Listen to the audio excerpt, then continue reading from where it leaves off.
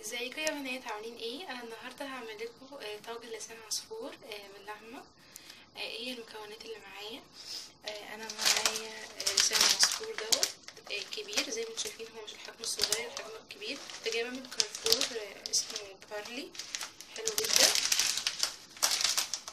بعد كده عندنا البهارات بتاعتنا، سماق وشطه وزعتر محوج وقرفه وجوز الطيب ومستكه، وعندنا مرقة ومعلقة سمنة صغيرة ولحمة بتلو متقطعة قطع صغيرة. اول حاجة انا حطيت معلقة السمنة وسخنت النار قوي، وبعد كده حطيت مستكة وقلبتها شوية. بعد كده هجيب اللحمة واحط اللحمة كلها. بعد كده هحط اللحمة زي شوية واسيبها شوية علشان تنزل ميتها. كده على شوية شوية.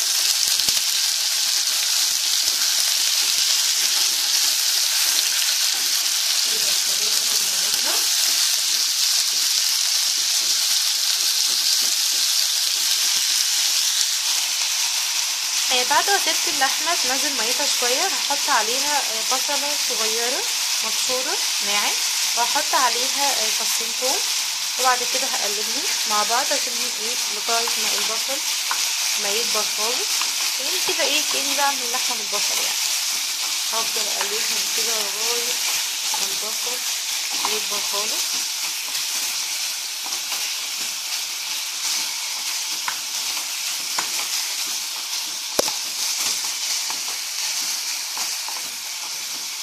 تمام.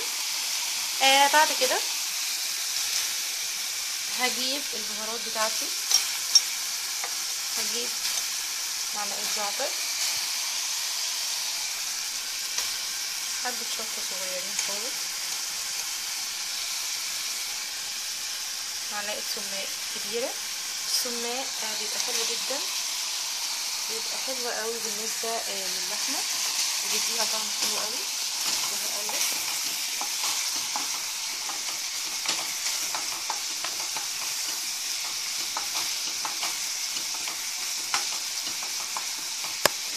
واسيبها شويه علشان تنزل ميتها وطعم البصل يدخل مع طعم اللحمه البيتلو. هي مش هتاخد وقت طويل على النار.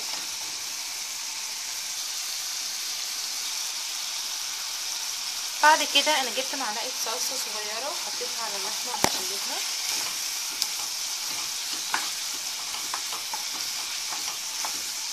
الصلصه فعلا بتدي طعم حلو جدا في الطاجن دوت، يبقى طعمه مختلف عن الطاجن اللي انت ممكن تاكليه في اي محل. كمان ريحه المستكه فظيعه هي والبهارات، تحسي كده ان انت عايزه تاكليها على طول لان هي ريحتها حلوه جدا جدا. هنسيبها شويه بحيث ان الصلصه تدي طعم للحمه، وبعد كده هنزودها ميه وهنسيبها على النار شويه. هسيبها، انا زودت دلوقتي ميه، هسيبها على النار شويه لغايه ما تستوي.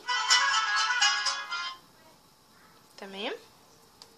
سيبها كده تقريبا نص ساعه بحيث ان هي تستوي شويه قبل ما احطها في الطاجن. وانا مش هحط الملح دلوقتي، لما تغلي اول غلوه هبتدي احط الملح والفلفل الاسود. انا بحب احطهم في الاخر علشان طعمهم يبقى باين. تمام. وهسيبهم نص ساعه عقبال ما يستووا. بعد كده جبت طاسه تانية وحطيت فيها لسان العصفور وحطيت فيه معلقه زيت صغيره، وهسيبه لغايه ما يتحمر. زي ما انتوا عارفين انا ما بحبش استخدم دهون كتير، انا استخدمت معلقه صغيره مع اللحمه علشان تحمرهالي. وهنا بدل انت ممكن لو انت بقى عايزه سمنه براحتك يعني، بس انا ما بحبش الدهون الكتير، فممكن تحطي معلقه زيت.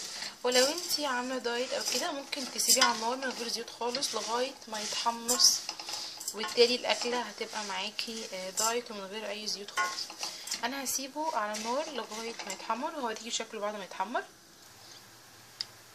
زي ما انتم شايفين يا بنات انا سبت لسان عصفور لغايه ما اتحمر بالطريقه دي، بقى لونه حلو كده. انا مش بسيبه للاخر، وبعد كده هزود عليه البصلايه. احنا قلنا هنستخدم بصلتين، بصلايه هحطها على اللحمه، وبصلايه هحطها هنا مع لسان عصفور علشان تاخد منه الطعم، يبقى طعمه حلو. وبرده انا استخدمت 3 فصوص ثوم، حطيت فصين مع اللحمه وهحط فص هنا مع لسان العصفور، وهفضل اقلبه مع البصل والثوم لغايه ما البصل ما يدبل هو والثوم، وبعد كده هزوده ميه. زي ما انتم شايفين يا بنات، انا حطيت اللي هو البصل والثوم على لسان عصفور، وبعد كده زودته ميه مش كتير، يا دوبك يعني فوقيه، بحيث ان هو يستوي نص سوا قبل ما احطه في الطاجن في الفرن. تمام. انا حطيته كده، انا ما حطيتش توابل خالص عليه. هحط معلقه ملح، وهحط معلقه سماق، وهحط جوز الطيب، واحط ربع مرقه الدجاج. هوريها لكم. اول حاجه هجيب ادي سماق اهو، وادي الملح بتاعي. انا بحب اجيب العبوه دي علشان ما تنزلش كتير.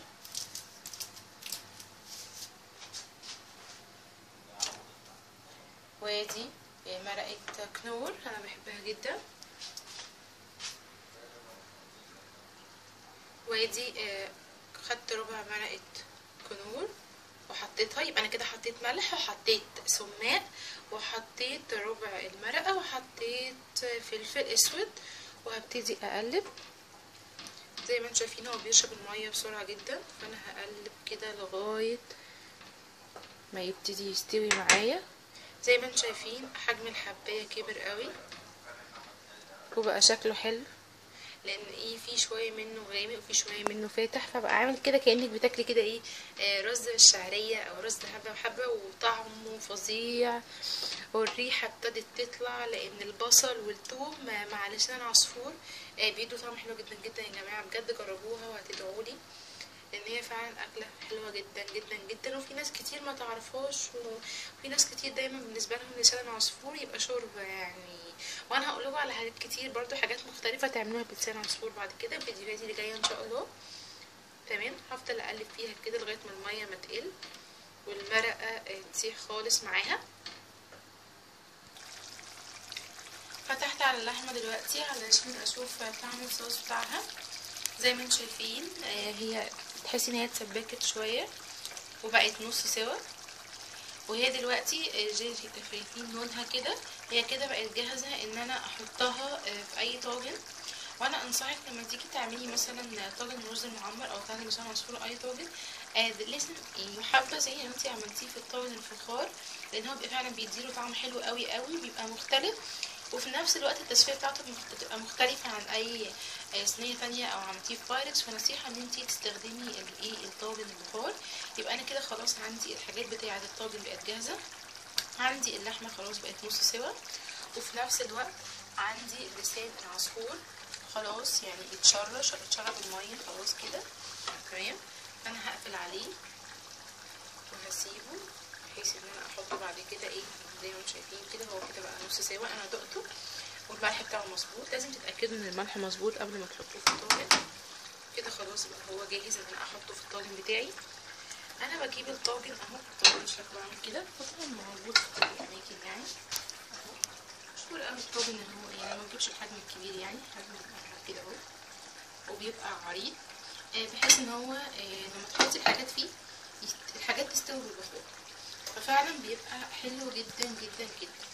هحط الحاجات على بعض هوريها لكم يا بنات، ويا رب يا رب يا رب يكون الفيديو عجبكم وبالفعل الاكله تعملوها وان شاء الله تدوموا. ده شكل الطاجن يا بنات بعد ما حطيت فيه لسان العصفور وحطيت عليه القطع اللحمه البتلو اللي هي القطعه الصغيره، وحطيت بقيه مكعب المرق اللي هو ماجي دوت. وبعد كده هقلبه كده جوه، هو هيسيح يعني من جواه. هقلبه كده مع اللحمه. تمام. هي طبعا كل حاجه تعتبر نص سوا. فدلوقتي انا فاتحه الفرن على درجه حراره 180، فالفرن سخن قوي يعني. فدلوقتي انا هقفل الطاجن وهدخله الفرن لمده من نص ساعه ل 45 دقيقه على حسب سواه يعني. تمام. بس كده يا بنات، وهصور لكم الطاجن بعد ما يطلع من الفرن ان شاء الله. يلا استنوني بقى مع الطاجن بعد ما استوى.